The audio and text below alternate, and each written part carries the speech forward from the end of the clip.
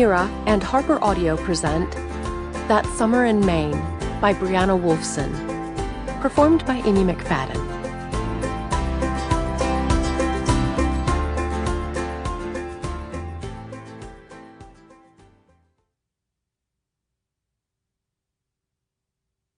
Prologue. 1 year ago. All mothers wish a perfect love story upon their daughters, the wish that their daughters will grow up wrapped in love, and that one day they will go on to wrap others in love. They wish for their love to be simple and pure and uncomplicated. As a single mother, Jane did everything she could to uphold that perfect love for her daughter, Hazel. At least, she'd tried. Today, Jane gave birth to twin boys with a man she had recently fallen in love with and married. In the post-birthing haze, Jane could taste the salt on her upper lip where her sweat was now dried. The fiery heat deep within her body was starting to subside, and her spine still felt sore and twisted.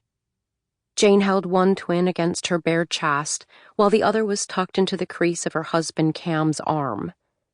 Jane motioned for him to come closer and embrace the start of their family.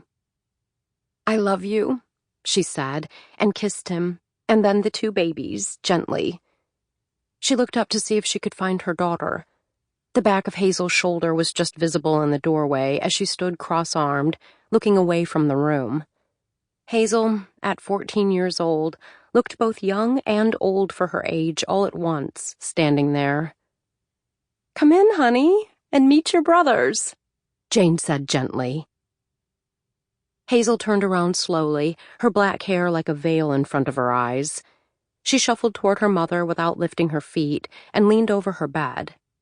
Jane brought her free arm up toward Hazel's face and tucked her daughter's hair behind her ear, revealing her eyes of different colors.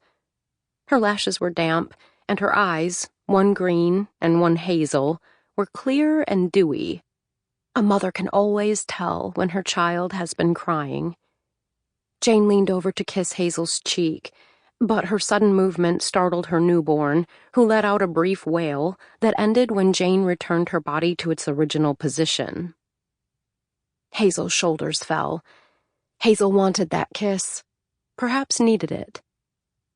"Meet your brother Griffin," Jane whispered to Hazel, tilting her arm ever so slightly so that her daughter could see her brother's face. "And that's Trevor over there." Cam took a few steps toward Hazel and smiled with pride. "I thought we were going to name him August," Hazel challenged. Jane chuckled. "Last-minute change. Give them both a big kiss, big sis."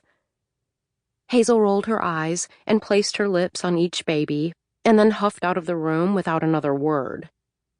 To Jane, her family finally felt full, but she could tell that for Hazel, something had emptied. In her happiness of sharing this moment with Cam and welcoming her two new healthy babies, Jane had neglected to consider the impact on Hazel's perfect love story. Cam came over and kissed her forehead. "I love this family," he said. Jane let that sink in, deep, and then wondered if he was including Hazel in his definition of family, and couldn't deny a shift within her own heart.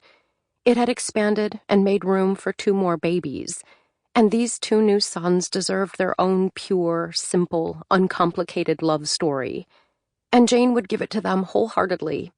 She felt resolute and focused about it. Indeed, she forgot to wonder what it would mean for Hazel's happiness, for her sense of family, and her sense of self. Part 1. Home. 1. Hazel. Hazel Box had been feeling self-conscious about the blackness of her hair lately. She had long gotten over having a different last name than her mom. She had even come to enjoy telling the tale about how her hazel eye came from her mother, and her green eye came from her father, whoever he was, wherever he was. But the blackness of her hair was really... Sample complete. Ready to continue?